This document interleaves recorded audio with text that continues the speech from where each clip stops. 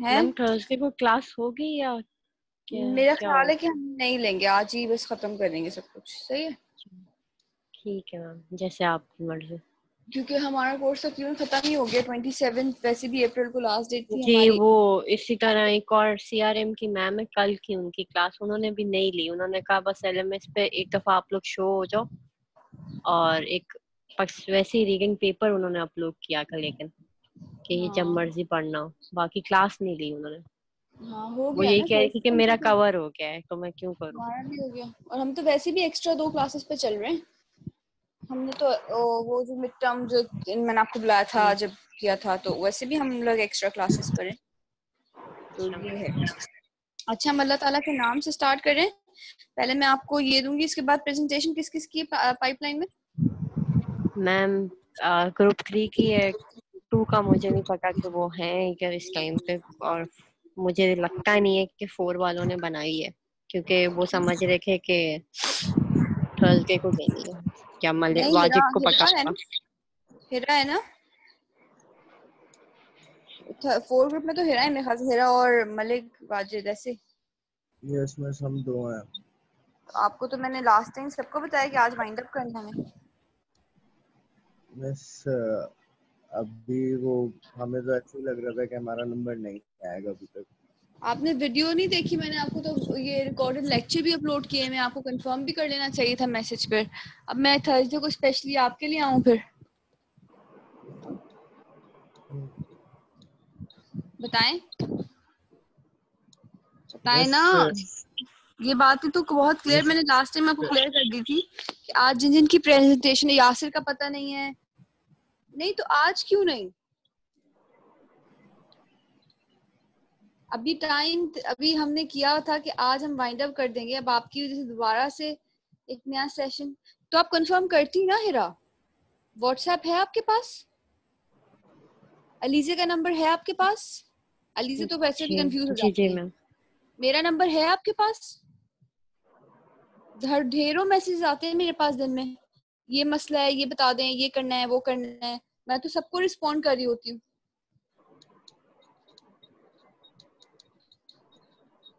Confirm नहीं थे तो कंफर्म करते हैं, ऐसे थोड़ी एम्बिगिटी में रहते हैं इंसान।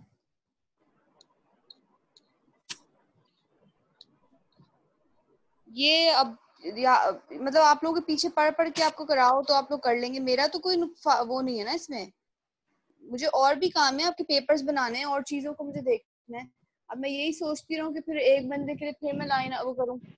कंसंट्रेशन चाहिए होती है ना, बाकी का पार्टिसिपेशन भी होती है, सब कुछ होता है। अब बाकी बच्चों को कहाँ से लेकर आएंगे हम फिर? बताएं। कंफर्म की बात नहीं है, बात ये था कि बनाने का दिल नहीं था। चले, मैं इंडस्ट्रियल पॉलिसी ऑफ पाकिस्तान पढ़ रही हूँ, ठीक है। एजेंडा हमारा क्या होगा? हम इंडस्ट्री पॉलिसी पढ़ेंगे, फिर ऑब्जेक्टिव्स, फिर कुछ की टारगेट्स और कुछ रिकमेंडेशंस। ठीक है। इंडस्ट्रियल पॉलिसी होती क्या है? सबसे पहले इंडस्ट्रियल पॉलिसी वो होती है जो कि गवर्नमेंट इंडस्ट्रियल डेवलपमेंट के लिए रोल डिफाइन करे। ठीक है, कि ये डेवलपमेंट होने के लिए हमारे पास कोई hard and fast industrial policy नहीं है पाकिस्तान की। ड्रॉबैक ये है, हमारे पास काफी सालों से लोग इस पर रिसर्च कर रहे हैं, लिख रहे हैं, बता रहे हैं, लेकिन गवर्नमेंट की तरफ से कोई खास पॉलिसी मुझे नजर अभी तक नहीं आई है। आर्टिकल्स पढ़े अखबारों में, वेबसाइट मिनिस्ट्री ऑफ देखी, उस पे जाके वहां पे भी नहीं मिली। स्पेसिफिकली कोई टारगेट नहीं कर पा रहा कि ये पॉलिसी है, ये करने का हमारे पास हमने ये रूल सेट किए हैं और ये हम करने वाले हैं। ठीक है, ऐसा स्पेसिफिकली कोई भी जो है वो नहीं है। हम लोग आगे देखते हैं। ठीक है, the place of public and private sector industrialisation of the country. ये क्या बताएगी कि पब्लिक एंड प्राइवेट सेक्टर किधर होते हैं? ठीक है, इंडस्ट्रियलाइजेशन ऑफ अ कंट्री। ठीक है, हमारी कंट्री को वैसे हम कहते हैं एग्रीगेरियन इकोनॉमी है, एग्रीकल्चर कंट्री जो है बेस्ड कंट्री है। तो यहाँ पर इंडस्ट्री की जो ग्रोथ है या उसकी डेवलपमेंट है, उसके लिए हमने इतना ज़्यादा फोकस नहीं किया। कुछ एरा नवाज शरीफ का था जिसमें इंडस्ट्रीज काफ़ी ग्रो कर गई थी, लेकिन अब जो है वो वापस से बिकॉज ऑफ टैरिफ और दूसरी चीज़ों के इंडस्ट्रियल डेवलपमेंट पर इतना खास जो है वो फोकस नहीं है।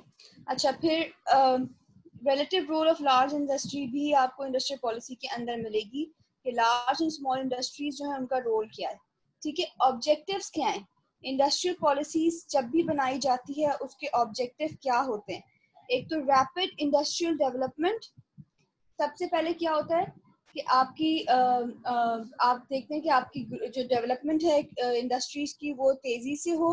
फिर बैलेंस इंडस्ट्रियल स्ट्रक्चर, बिल्कुल बैलेंस इंडस्ट्रियल स्ट्रक्चर और prevention of concentration of economic power. ठीक है, इकोनॉमिक पावर जो है वो भी कंसंट्रेटेड हो। बैलेंस रीजनल ग्रोथ हो।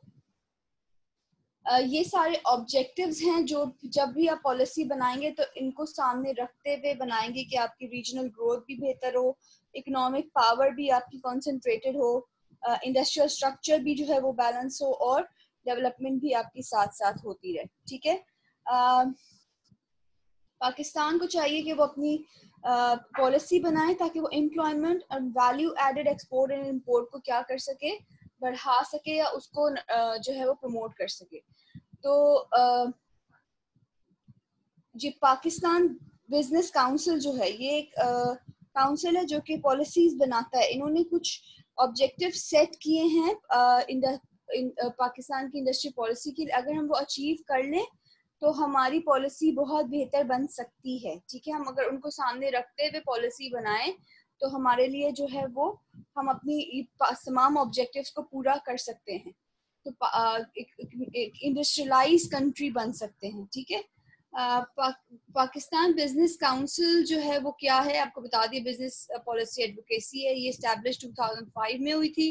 68 अब जो है इसके पास लार्जेस्ट प्राइवेट सेक्टर्स हैं मल्टीनेशनल। ठीक है, ये इसके बारे में इसका जो आपके पास स्पीकर वो क्या है, ये एहसन साहब, उनका जरा सा ये आप सुन लें वो क्या कहते हैं इस बारे में। वीडियो है, इसका हम स्टार्ट करते हैं। एक सेकेंड, ऐड ना आ जाए। आवाज आ रही है आपको? हेलो? जी मैम आ रही है जी बिल्कुल। इन किसकी नहीं आ रही है, जो वीडियो चल रही है इसकी नहीं आ रही है। वीडियो की आवाज नहीं आ रही, एक सेकेंड एक सेकेंड।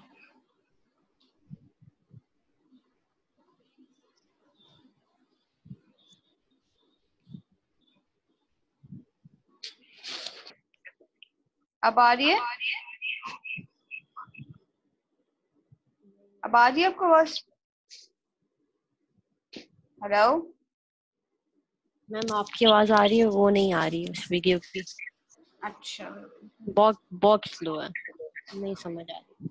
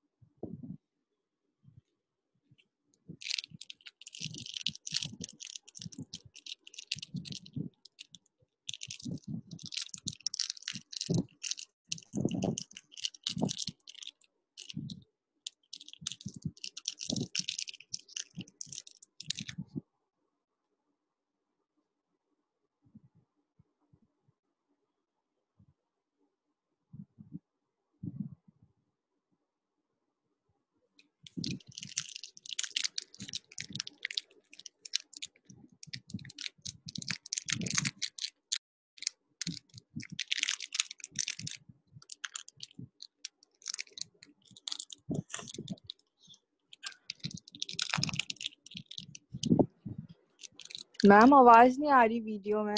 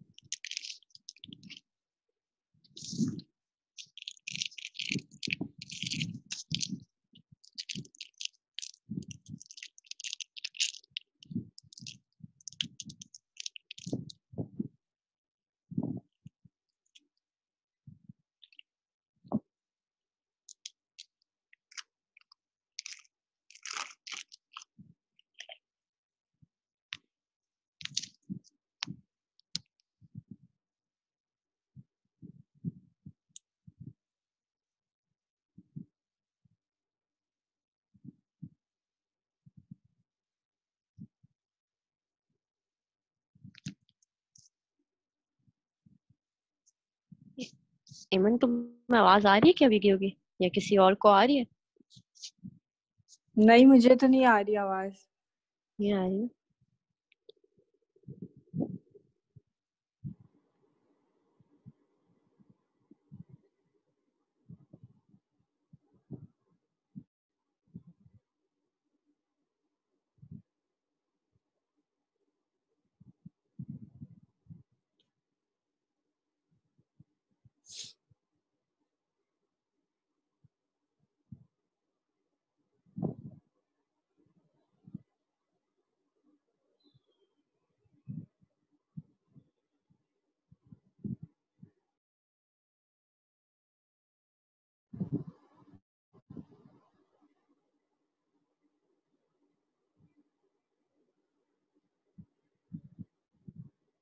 आवाज आ रही है?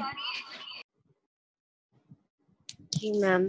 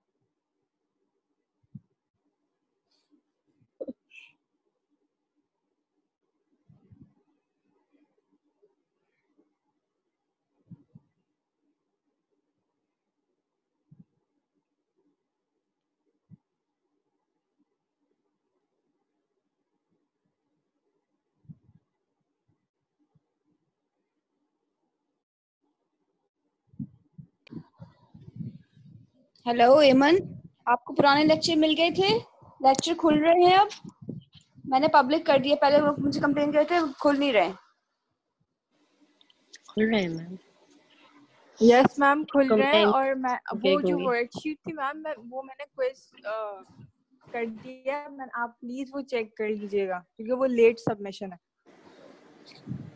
गूगल फॉर्म पे? मैम वो जो एलएमएस पे आपने वर्कशीट, एक क्विज 10 मिनट्स का था, वो मैंने जो है वो फिल करके मैंने सबमिट कर दिया था। वो नेट का इश्यू था, तो मैंने दो दिन क्लास नहीं ली थी। अच्छा चलें आगे ये कर लें पहले। अच्छा, पाकिस्तान जो है डी इंडस्ट्रियलाइजेशन जो है उसकी वो उसके ऊपर प्रीमेच्योरली वो जो है कर रहा है। पाकिस्तान डी इंडस्ट्रियलाइजिंग प्रीमेच्योरली अपनी इंडस्ट्रियलाइजेशन को कम से कम करता जा रहा है, बिकॉज आपको पता है एग्रीकल्चर की तरफ वो ज्यादा फोकस्ड हुआ है। तो रोल ऑफ जो आपके पास मैन्युफैक्चरिंग है वो रैपिडली जो है वो कम हो रही है। अगर आप इंडिया, बांग्लादेश और श्रीलंका से कंपेयर करें, जो आपके पास डेवलपिंग कंट्रीज हैं वो फिर भी अपनी इंडस्ट्रीज को जो है वो उसके ऊपर काम कर रहे हैं, लेकिन जो है ये पाकिस्तान जो है वो इसको इतना फोकस नहीं कर रहा। ठीक है जी मैम जी, ये जो कंट्रीज हैं इनके बारे में हमने भी पढ़ा था कि इनका जो लेबर्स वगैरह हैं वो हमारे वाले लेबर से ज़्यादा एक्सपर्ट हैं, और इसी वजह से इनकी इंडस्ट्रीज की जो प्रोडक्ट्स वगैरह रॉ मटेरियल्स हैं वो दूसरी कंट्रीज परचेज करते हैं कंपेयर टू पाकिस्तान। हमारी भी है, लेकिन हमारे यहाँ वो जो है बाहर सर्विसेज बाहर प्रोवाइड ज्यादा कर दी जाती है। कंट्री से बाहर लोग चले जाते हैं और जी समझते हैं कि यही जो है हमारे पास हल है और इसी तरह से हम जो है वो ग्रोथ कर सकते हैं बाहर। अब देखें बाहर से लोग जो वापस आ रहे हैं उनका क्या होगा? वो कहाँ फिक्स होंगे? जो हर वक्त इधर से प्लेन भर के उधर से पाकिस्तानियों को ला रहे हैं, इधर से ला रहे हैं, उधर से ला रहे हैं। अब ये लोग आके इकोनॉमी में कहाँ फिक्स होंगे? ये भी एक बहुत बड़ा सवाल है। जी बिल्कुल।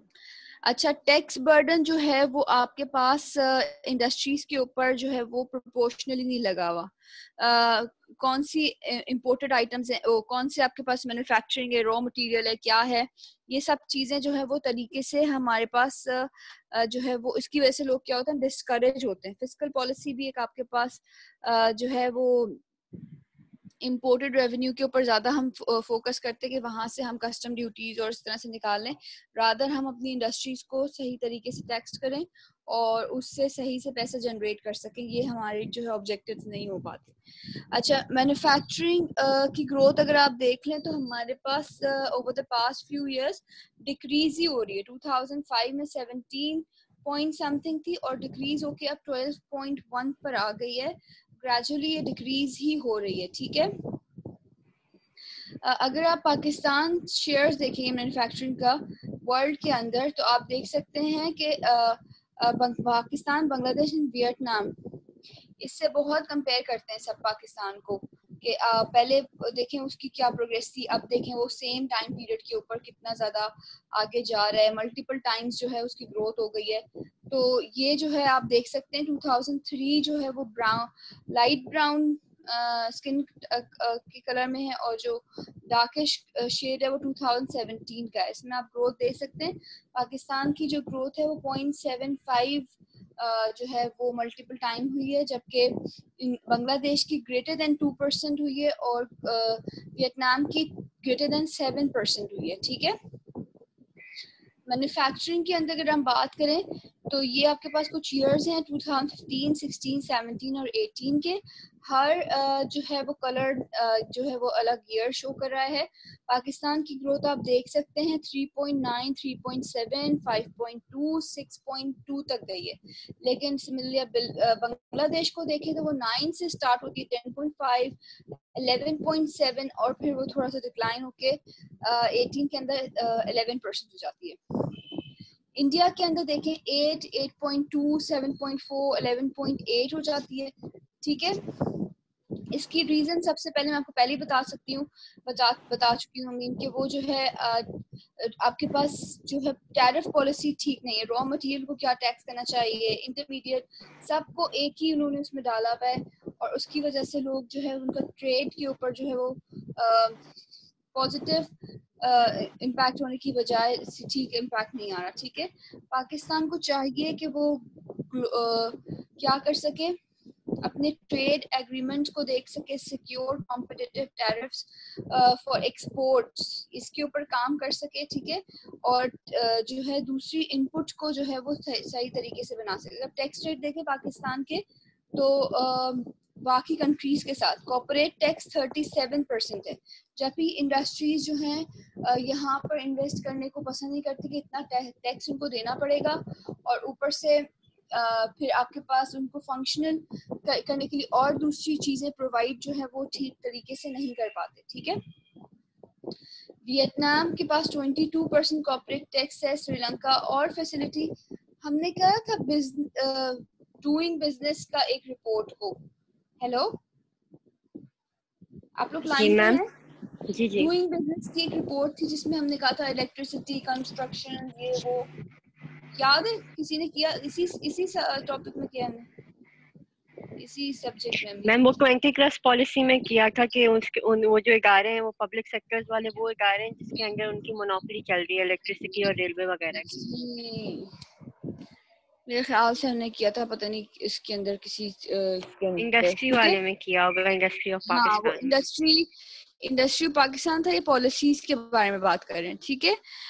Grow in import Reliance mainly from China, ठीक है। हम कितना रिलायंस कर रहे हैं चाइना से। हम सिर्फ देखें आप इम्पोर्टेड आइटम्स कितने ले रहे हैं। फुटवेयर 112 US मिलियन, ठीक है। ग्रोथ जो है मल्टीपल 3.3 टाइम्स हुई है और 89% हम जो है वो उसके ऊपर डिपेंड करते हैं। इम्पोर्टेड आइटम्स देखें आप 89%, पम्प 64%, रिलायंस है, ग्लास फेयर 85। कितना ज्यादा हमारा जो पैसा है वो दूसरी कंट्री में जा रहा है। अगर आप देखें कितनी चीजें हम वहां से, ये पब्लिक पाकिस्तान बिजनेस काउंसिल की रिपोर्ट है, उसमें से डेटा लिया गया है, ठीक है।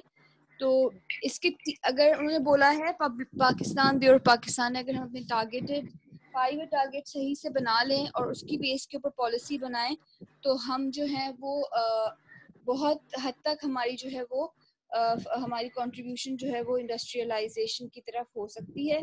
उन्होंने बोला कि to take percentage of contribution of manufacturing to GDP up to 25 from the current, हमें ऐसा करना चाहिए कि हम मैन्युफैक्चरिंग की कंट्रीब्यूशन बढ़ा के 30.5% से 25% कर दें। फिर ठीक है, फिर उन्होंने बोला कि हम अपनी करंट एक्सपोर्टेड आइटम्स जो हैं वो क्या कर सकें, 85 कर सकें, और जो है आपके पास वैल्यू एडेड कमोडिटीज की तरफ जाएं। 10% जो है अगर हम अपनी एनुअल ग्रोथ बढ़ा लेंगे तो हमारे पास जो है वो हम कह सकते हैं कि हमारी पॉलिसीज जो है वो बेहतर तरीके से बनी हुई हैं। ये टारगेट्स अगर हम अचीव करना चाहते हैं तो हमें पॉलिसी सही तौर पर डिज़ाइन करनी चाहिए, जो कि हमारे यहाँ लोग सीरियस नहीं है इसको करने के लिए। ठीक है, 30% of growth from the current 16, investment जो है वो हमारी 30% ऑफ जीडीपी इसी तरह से नजर आए। शेयर जो है एक्सपोर्ट का हमारा वो बढ़ के 0.12 से 2.025% हो जाए, यानी कि $40 बिलियन किसी तरह से कर दें। हम अपनी पॉलिसी को इस तरह से सेट करें कि हम ये टारगेट्स अचीव कर सकें। ठीक है, फिर एक्सपोर्टेड जो अमाउंट है वो 12.5 हो जाए, और इम्पोर्टेड जो है वो क्या हो, एक्सपोर्ट की तरफ से जो है आप उसको टैरिफ करें और उसको कम से कम करने की कोशिश करें। तो पॉलिसी बनाने के लिए सबसे ज़्यादा आपके पास इन जो सेक्टर्स हैं या चीज़ें वो कौन कौन से हैं, ट्रेड, फिस्कल, एनर्जी, ये सब मिलके आपकी पॉलिसी को बेहतर बना सकते हैं। अगर आप बात करें एग्रीकल्चर, लेबर, कैपिटल मार्केट, ये इंडस्ट्रीज अगर आप सही तौर पे इनको फैसिलिटेट करेंगे या इनके साथ मिलके काम करेंगे तो आपकी पॉलिसीज जो हैं वो बेहतर तौर पर बन सकती हैं। एक और जो प्रॉब्लम आती है हमारे पास पॉलिसी बनाते वक्त वो ये कि फेडरेशन और प्रोवेंस का जो है कॉन्फ्लिक्ट्स, ठीक है, इंटरप्रोवेंशनल, ये अगर रिजॉल्व नहीं होगा तो बेहतर पॉलिसीज हमारे पास नहीं बन सकती। अब तक हमने क्या क्या डिस्कस किया है? जी सोते हुए पार्टिसिपेंट्स। जी मैम, एक मिनट बताते हैं आपको। हेरा मैम हमने स्टार्ट किया था, आवाज आ रही है? हेरा, मलिक, किधर हैं आप लोग? एमन? मैम हमने सबसे पहले को ये डिफाइन किया था कि जो इंडस्ट्रियल डेवलपमेंट है उसके ऊपर एज सच कोई पॉलिसी नहीं है पाकिस्तान की, ठीक है। और पाकिस्तान का एम है कि वो मतलब रिवर्स करे अपनी की इंडस्ट्रियलाइजेशन को। फिर हमने पता नहीं कुछ पीबीसी करके था, उसको उसके ऑब्जेक्टिव्स देखे थे, तो वो ऑब्जेक्टिव्स नहीं याद मुझे। ऑब्जेक्टिव भी थे, इंडस्ट्रियल पॉलिसी के ऑब्जेक्टिव थे। अच्छा इंडस्ट्रियल ठीक है, वो पॉलिसी मतलब पीबीसी जो है वो जो भी चीज है वो इंडस्ट्रियल पॉलिसी ही है। सही है। इंडस्ट्रियल पॉलिसी क्या चीज है? इंडस्ट्रियल पॉलिसी मैम जो ये इंडस्ट्रियलाइज इंडस्ट्रीज के ऊपर जो भी मतलब प्रोपेगेंडा बनाते हैं कि कैसे उसको मतलब कितना शेयर उसको देना है, कितने फंड उसके ऊपर इन्वेस्ट करने हैं, वो होगा। सही है। फिर मैम हमने ये देखा था कि श्रीलंका और बांग्लादेश से कंपेयर किया जाए तो जो मैन्युफैक्चरिंग है हमारी पाकिस्तान की, वो उसकी जो ग्रोथ ऑफ रेट है वो डिक्लाइन कर गई है और उनकी बढ़ गई है, ठीक है। और उनका जो शेयर है एक्सपोर्ट का, बांग्लादेश और एक कोई और बी से नाम था, उसका बढ़ गया है और पाकिस्तान का टाइम कम होता गया। फिर हमने ग्राफ देखा था जिसके अंदर जीडीपी परसेंटेज में गिवन की मैन्युफैक्चरिंग की और कंपेयर किया गया था उन दूसरी कंट्रीज के साथ। फिर ये देखा गया था कि पाकिस्तान, बांग्लादेश और वो जो वीक करके कंट्री थी उनको कंपेयर कर रहे थे पाकिस्तान उसका वर्ल्ड एक्सपोर्ट्स को, तो उसमें ये देखा गया कि उसने 2017 में बिल्कुल काफी बूस्ट कर दी अपनी एक्सपोर्ट्स, और जबकि पाकिस्तान जो है वो नहीं, इतना ज्यादा चेंज नहीं आया था, बिल्कुल भी नहीं आया। अलीसा ही बोलती रहेंगी और कोई अपनी बात बोलेगा। आपको कुछ लगता है इंडस्ट्रियलाइजेशन से फर्क पड़ रहा है कि आप क्या सीख रहे हैं आप लोग? अच्छा, ये मलिक ने कुछ लिखा है, हिरा ने कुछ लिखा है, ठीक है, कुछ समझ आ भी रहा है या बस ऐसे ही चल रहे हैं? अच्छा भाई, इस इसके रिलेटेड पेपर्स वगैरह मैं अपलोड कर दूंगी, जो आप कर लीजिएगा। जी मैम। हम फिर कोई, अब हिरा और वाजिद ने तो बहुत अच्छी इस वक्त बात की, यासिर का तो मुझे खैर उम्मीद ही थी कि वो होंगे नहीं, प्रेजेंटेशन भेज के वो ऐसे गायब हुए कि देना ही नहीं उन्होंने, ऐसे तो नहीं होगा ना। अच्छा, रिकमेंडेशंस जो हैं वो ये है कि नेशनल टैरिफ कमीशन जो है वो क्या करे, फंक्शनल रहे, ट्रेड एग्रीमेंट के ऊपर काम हो, फिस्कल पॉलिसी जो है वो डिस्ट्रीब्यूशन सही से कर सके, एनर्जी जो है वो आपको प्रोवाइड की जा सके इंडस्ट्रीज के लिए, ताकि जो है वो इंडस्ट्रियल ग्रोथ हो सके। ठीक है, ये सब टॉपिक था आज हमारी इंडस्ट्रियल पॉलिसी के अंदर, यहीं तक हमें रखना है। अब आप बाकी लोग अपनी जो है वो मैम स्टार्ट यासिर करेंगे। आ गए। सोते सोते उठते हैं यासिर। यासिर आपका क्या सीन है भाई, आपको पता है आज प्रेजेंटेशन है सारी। अस्सलाम मैम मैं वालेकुम। प्रेजेंटेशन, वालेकुम सलाम, आपको भेज दिए, तैयार है, मैं आप बोलेंगे मैं प्रेजेंट कर दूंगा। यार तो है, आप आते बिल्कुल आखिरी के 10 मिनट है और कहते हैं कि मैंने क्लास ले ली, और कभी तो आते ही हाँ नहीं, मैं आपका ले आने भी लूंगा। एक हम पर एहसान है, बहुत मेहरबानी, आप आ जाते हैं सुबह उठ के। Sorry ma'am. नहीं ऐसे तो नहीं चलता ना।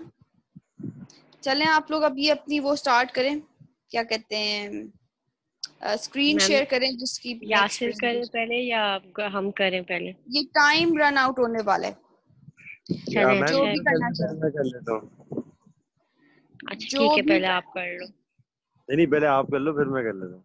अच्छा ठीक है। यही बस होता एक रहेगा। फेवर करो कि दानिश को मैसेज करो कि उसकी लाइट आई, वरना फिर हम स्टार्ट कर दें। इनको दानिश का वेट करना है। यासिर अगर आप रेडी हैं तो आप कर सकते हैं, अभी तो ये 10 मिनट में खत्म हो जाएगी। 10 मिनट है, 10 मिनट में यासिर एक बंदा ही कर सकता है, आप कर लें। मैम या तो मैं ही स्टार्ट कर लेती हूँ, मैंने खोल रखा है। सही है। 10 मिनट्स की देखना। Screen share iPhone pad. Ma'am screen share पे जब जाके उसके बाद दिन किया दिखाइए। मैम आप अलाउ करें कि मैं शेयर कर सकूं? कर दिया। करके आ क्यों नहीं रहा ऑप्शन?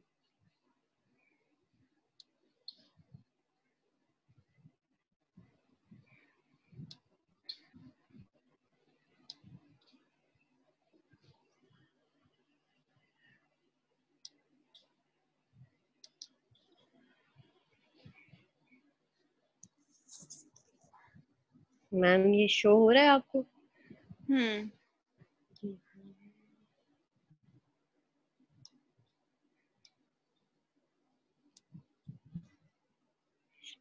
एक मिनट में जगह के मैं सब लोग स्टार्ट कर। मैम ऐसा एंटी ट्रस्ट पॉलिसी पे बहुत कुछ डेटा नहीं मिला, तो जितना समझ आया है तो ब्रीफली मतलब बनाई है, ठीक है? क्योंकि इससे पहले जितनी प्रेजेंटेशन दी थी फिर भी डेटा अवेलेबल था काफी।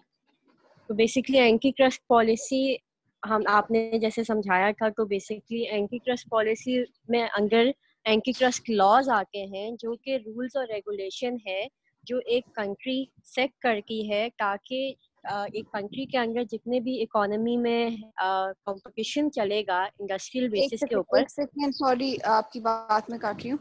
हिरा एंड वाजिद, आप लोगों ने अपनी जितने फॉर्म भरे हैं, एक जो आपने फॉर्म भरना था, डेटा आपने शेयर करना था, 1 2 3 4 5 दफा आपने एक फॉर्म भरा है, ठीक है? और पांचों दफा आपने एक ही टॉपिक लिखा है, फिस्कल पॉलिसी। बाकी की क्या आपका टॉपिक था आपको पता नहीं है, आपने बनाई नहीं है या आपने दी नहीं है, क्या मसला है? आपको मैं आपको दिखा देती हूँ। अली से एक मिनट प्लीज आप पॉज करिएगा, मैं जरा सा फाइल देख रही थी कि मैं इनको शेयर करके दिखा सकूं कि इन्होंने जो है वो डाटा ही नहीं प्रोवाइड किया, तो आपको सिर्फ इसी के मार्क्स दे दूं मैं? नहीं मैं क्या बोलते हैं, जो फॉर्म वाला मसला है, वो फॉर्म के अंदर हमने सिर्फ गलती से फिस्कल पॉलिसी लिख दी, लेकिन वैसे गलती हमने से सारी 4 दफा फिल किया, गलती एक दफा होती है, 2 दफा होती है। ये देखें, स्क्रीन वैसे नजर आ रही है आपको? ये देखें, सबसे पहले आपका रिस्पॉन्स आया, ठीक है, और वो भी फिस्कल पॉलिसी ऑफ पाकिस्तान। बाकी लोगों ने भी तो भरा है, अलीजा है, मिशाल है, यासिर है, इनको समझ आ गई। आपको बात समझ नहीं आई, ये क्या मसला है? ये देखिए 3 दफा आपका फॉर्म आया है और तीनों दफा फिस्कल पॉलिसी। मिस आपको दोबारा भेज देते। तो इतना नींद में क्यों हैं आप लोग? यही करते रहेंगे हम आपके लिए बस बैठ के? मुझे इसके ऊपर वर्किंग नहीं करनी है क्या? मैंने ऐसे ही मंगाया आपसे खेलने के लिए। Sorry ma'am. हेरा, आपका भी दिमाग बिल्कुल खाली है क्या? चल नहीं रहा या क्या मसला है? ये देखें 4 दफा फॉर्म आया है आपका और चारों दफा में एक ही चीज है। चलो अच्छा 4 दफा में डिफरेंट कोई चीज लिख देते।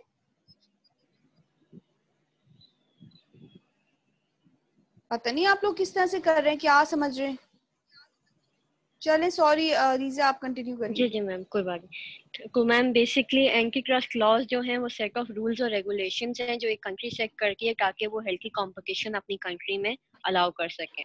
बेसिकली एंटी ट्रस्ट पॉलिसी इसलिए बनाई जाती है ताकि जो मर्जर्स और एक्यूसेशंस हो रहे होते हैं कंपनीज और फर्म्स के बीच में, उनके बीच में वो मेंटेन रेगुलेट कर सकें कि जो कंपटीशन है वो मेंटेन हो।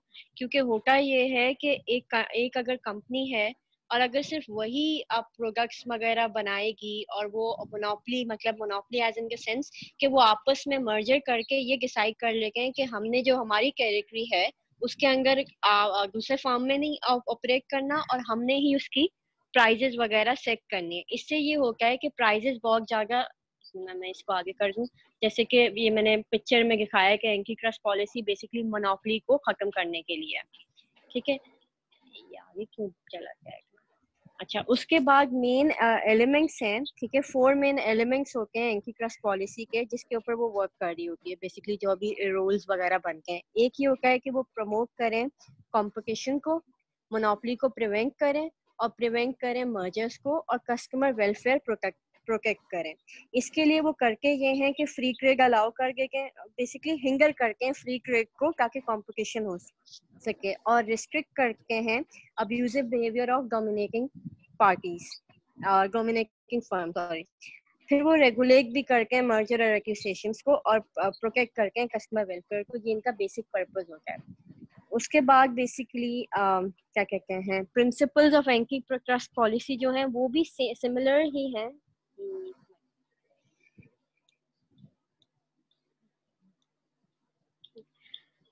बेसिकली होता ये है, कभी भी कोई भी कंट्री है उसके अंदर अगर एक ही कंपनी होगी और वो एक ही प्रोडक्ट बना रही होगी तो ऑब्वियसली वो प्राइसेस इतने ज़्यादा हाई सेट कर देगी कि कंज्यूमर्स जो हैं उनके पास कोई और ऑप्शन नहीं होगा, उनको वही प्रोडक्ट लेना पड़ेगा, वही प्राइसेस देनी पड़ेंगी। इस वजह से एंटी ट्रस्ट पॉलिसीज बनाई जाती हैं ताकि कॉरपोरेशंस को रेगुलेट कर सकें। फिर एंटी कम्पिटिटिव प्रैक्टिसेस कौन कौन सी हैं जो यहाँ पे, मतलब जो फर्म्स हैं वो मोनोपोलिस्टिक अपने डेवलपमेंट करती हैं, लाइक मोनोपोली कैसे खेलती हैं, वो एंटी कम्पिटिटिव प्रैक्टिसेस यूज करके हैं। प्राइस फिक्सिंग करके हैं। प्राइस फिक्सिंग बेसिकली वो ये करके हैं कि कोई भी अपने प्रोडक्ट जो भी है उसकी प्राइस जो है वो ऐसे सेट कर देते हैं बजाय कि वो मार्केट फोर्सेस जो हैं वो उसको डिटरमाइन करें, मतलब डिमांड और सप्लाई का जो हिसाब है उससे वो सेट नहीं होने के वो अपनी मर्जी से प्राइसेस लगा देते हैं। दूसरी क्या है, रिफ्यूजल टू डील। इसमें ये मोनोपोलीज क्या करती हैं कि वो डिसाइड कर लेती हैं कि उन्हें बिजनेस किसके साथ करना है और किसके साथ नहीं करना। इसकी वजह से सप्लाई जो है वो हैम्पर हो जाता है। उसके बाद आता है बिग रिगिंग। बिग रिगिंग में ये बेसिकली कार्टेल है। अब कार्टेल बेसिकली ये होता है कि दो पार्टीज, दो फर्म्स जो हैं वो आपस में डिसाइड कर लेती हैं कि जब टेंडर निकलेगा तो कौन कौन अपनी वैल्यू ऐसी सेट करेगा ताकि वो कॉन्ट्रैक्ट मिल जाए। वो आपस में डिसाइड कर लेते हैं कि पहला कॉन्ट्रैक्ट तुम ले लेना, दूसरा कॉन्ट्रैक्ट मैं ले लूंगा। ठीक है। फिर है मार्केट एलोकेशन। मार्केट एलोकेशन में बेसिकली वो ये करते हैं कि एक स्कीम डिवाइस करते हैं, ठीक है, ताकि वो अपनी अपनी जो बिजनेस एक्टिविटीज है वो एरिया डिफाइन कर लेंगे कि साउथ का रीजन मेरा है, नॉर्थ का रीजन तुम्हारा है, तुम मेरे रीजन में आके नहीं करोगे प्रोडक्ट्स डिस्ट्रीब्यूट करोगे और ना ही मैं तुम्हारे एरिया में प्रोडक्ट सेल करूंगा। फिर प्रोगेटरी प्राइसिंग होती है। प्रोगेटरी प्राइसिंग में बेसिकली वो गुड्स की प्राइसेस इतनी लो रख देते हैं कि जो दूसरे फर्म्स हैं वो कम्पीट ही नहीं कर सकते और वो मार्केट से उनको छोड़ना पड़ जाता है। ठीक है। उसके बाद आके हमें एंटी ट्रस्ट पॉलिसी की नीड क्यों है। बेसिकली अगर वही सेम मैंने स्टार्ट में ही बता दिया कि अगर सिंगल सेलर होगा तो ऑब्वियसली प्राइसेस बहुत ज़्यादा हाई हो जाएंगी और वो क्वालिटी अच्छी नहीं देगा, और बेसिकली क्वालिटी अच्छी नहीं देगा और इन्फीरियर आइटम सेल करेगा, ठीक है, जिसकी वजह से लोगों के पास ऑप्शंस ही नहीं होंगे कि वो कुछ और कोई मतलब सब्स्टिट्यूट वो कर सकें, ठीक है। और दूसरा ये कि वो लिमिट कर देंगे कि ऑप्शंस नहीं होंगे कंज्यूमर्स के पास, ठीक, जैसे ये पिक्चर में शो हो रहा है कि प्राइजेस को राइज करने के लिए इनको स्टॉप किया जा रहा है, फर्म्स के मेंबर्स को मर्जर्स और एक्यूसेशंस को स्टॉप करें शील्ड लगा के, ताकि प्राइसेस आगे ना बढ़े। दूसरा ये है कि हमें हेल्थी कंपटीशन की क्यों ज़रूरत है, कि हम क्यों अलाउ नहीं करके मतलब कि फ्री ट्रेड हो। कंपटीशन की ज़रूरत इसलिए है ताकि इनोवेशन आ सके, गुड क्वालिटी प्रोडक्ट्स मैन्युफैक्चर हो सकें, कंज्यूमर्स के पास ज़्यादा ऑप्शंस हो, और ऑब्वियसली प्राइजेस जो हैं वो नेचुरली डिमांड और सप्लाई के कर्व से सेट हों, ताकि वो लो हों, ना कि वो किसी मोनोपोलिस्टिक फर्म के बेसिस पे सेट हों, ठीक है। उसके बाद एंटी ट्रस्ट लॉज यूएस से पहले, जो यूएस के पहले के वो थे शर्मन एंटी ट्रस्ट एक्ट 1890 का था, फिर क्लेटन एक्ट था 1914 का, और फेडरल ट्रेड कमीशन का 19, ये डिफरेंट एंटी ट्रस्ट लॉज हैं यूएस के, ठीक है। जो पहला वाला था वो बेसिकली रिड्यूस करके था एंटी कॉम्पिटिटिव बिहेवियर, ताकि प्राइस फिक्सिंग को कंडेम कर सके। जो दूसरा लॉ था 1914 वाला क्लेटन एक्ट था, वो प्रोहिबिट करता था कि आप